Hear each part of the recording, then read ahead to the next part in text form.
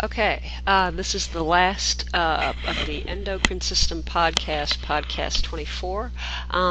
This last podcast is going to focus only on the reproductive hormones, and in particular the female reproductive cycle, because as you might gather from looking at the screen, is way more complex than the other cycles we've looked at, or the male reproductive cycle for that matter.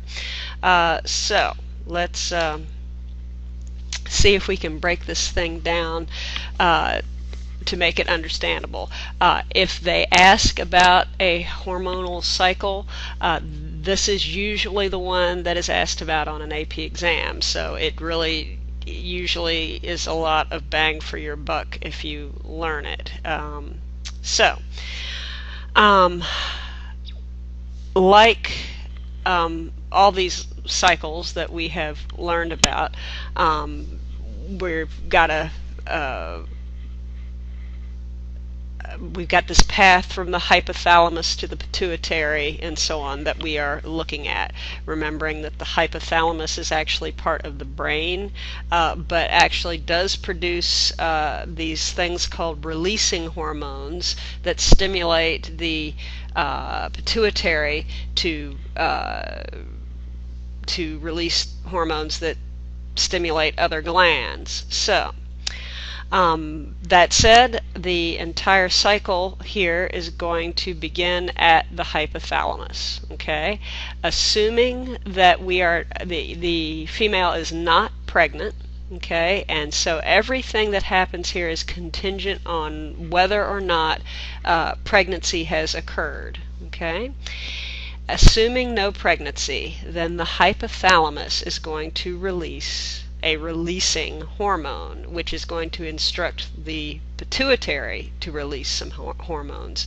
So the hypothalamus creates and releases gonadotropin releasing hormone, which is what the GnRH stands for. Okay? That in turn, that hormone tells the pituitary gland to release two hormones, FSH and LH. FSH is follicle stimulating hormone. LH is for an abbreviation for luteinizing hormone, and we'll talk about what each of those means in just a minute. Follicle stimulating hormone is a reference to the regions in an ovary that produce eggs.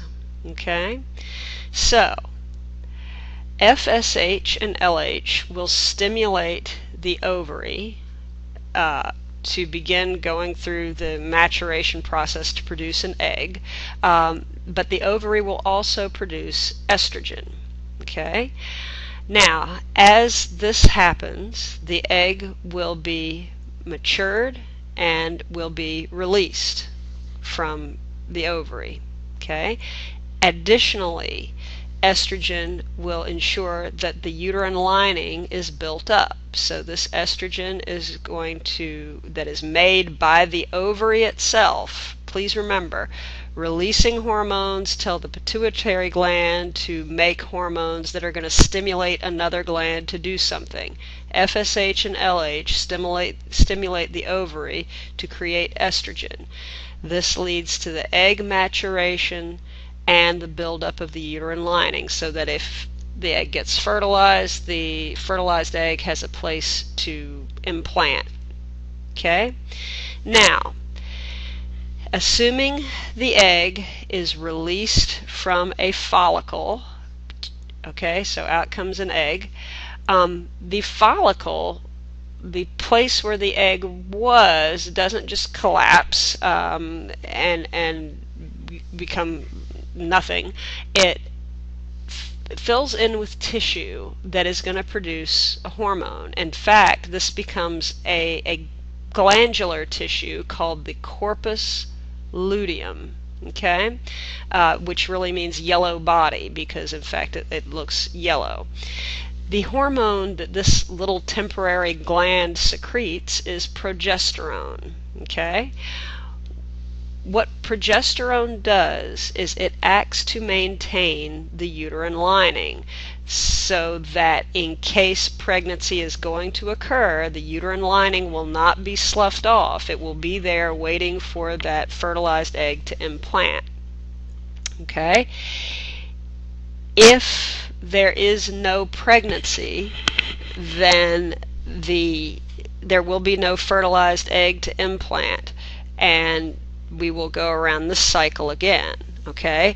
Because the corpus luteum will break down, and then because the corpus luteum breaks down, the progesterone will drop off and we will have menstruation, okay?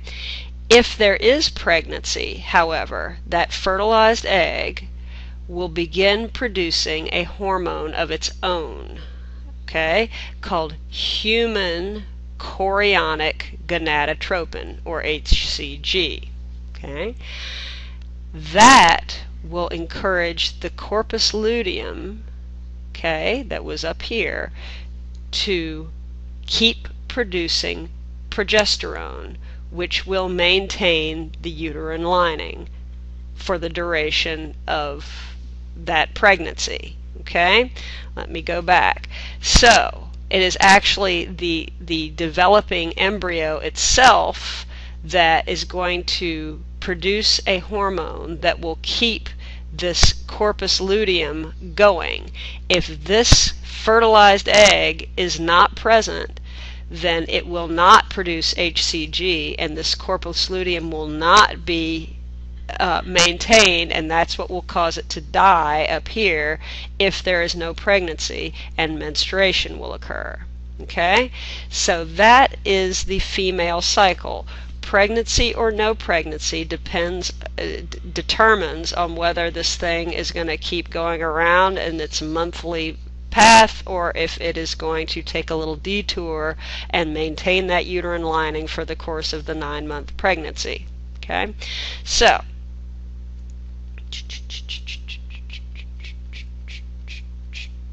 actually, let me do this. Okay? So I'm going to show this one more time because it's a lot to remember. If you want to zip on past me, then zip on, because I get it. But if you want to hear this one more time to make sure it's clear. No pregnancy. Hypothalamus releases what? Releasing hormones. Gonadotropin releasing hormones that tell the pituitary to do what? Release some hormones. FSH and LH in this case. These tell the ovary to produce estrogen, which encourages the maturation and release of an egg, and also the buildup of the uterine lining. Okay? Now, once that egg is ovulated, the ovary, the follicle where that egg came from, will become another gland called the corpus luteum, which produces progesterone, which maintains that uterine lining. If there is no pregnancy, no fertilized egg to implant, then eventually the corpus luteum will die off because there will be nothing to stimulate it to continue.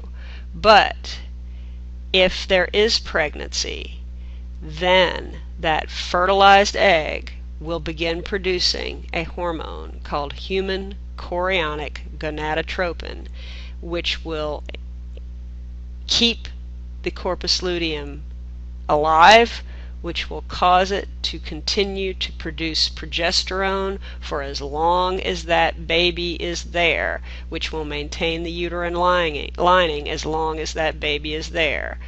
Once there's no more baby, the progesterone secretion will stop, and the corpus luteum will go away, or the HCG will stop, which will cause the progesterone to stop because the corpus luteum will go away.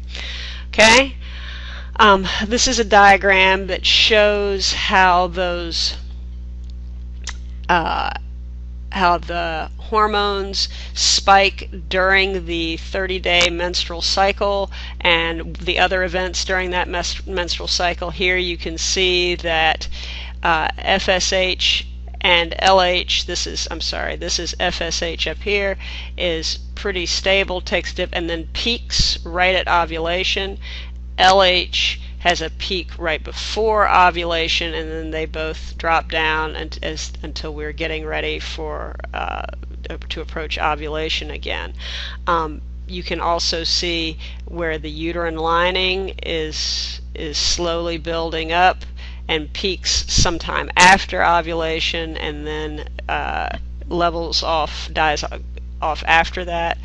The follicle, this is where the egg inside is growing, and that gets bigger and bigger, approaching ovulation, and then that follicle is collapsed and becomes the corpus luteum after ovulation.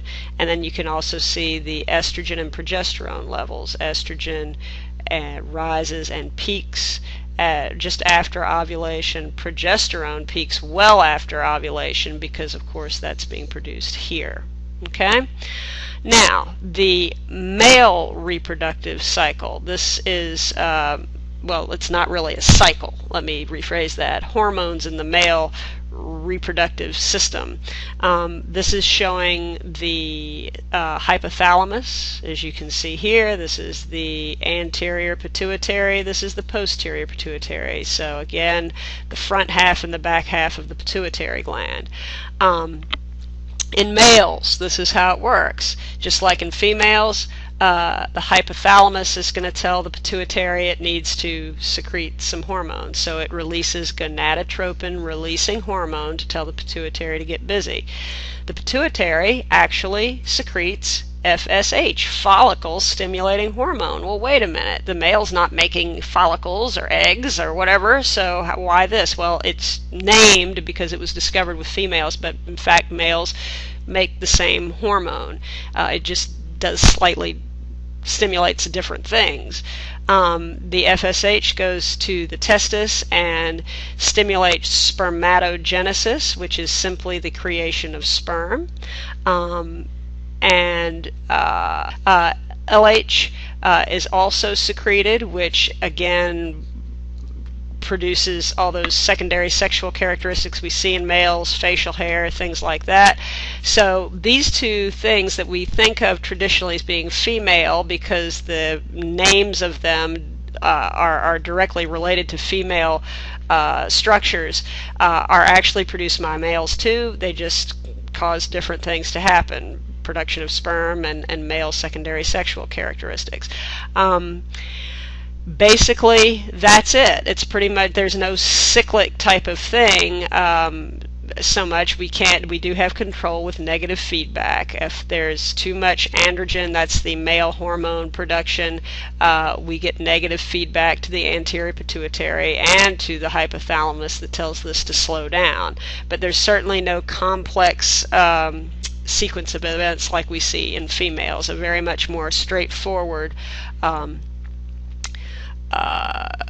set of events. Okay, and there we go. That is a interesting picture showing how sometimes hormones do more than they need to do.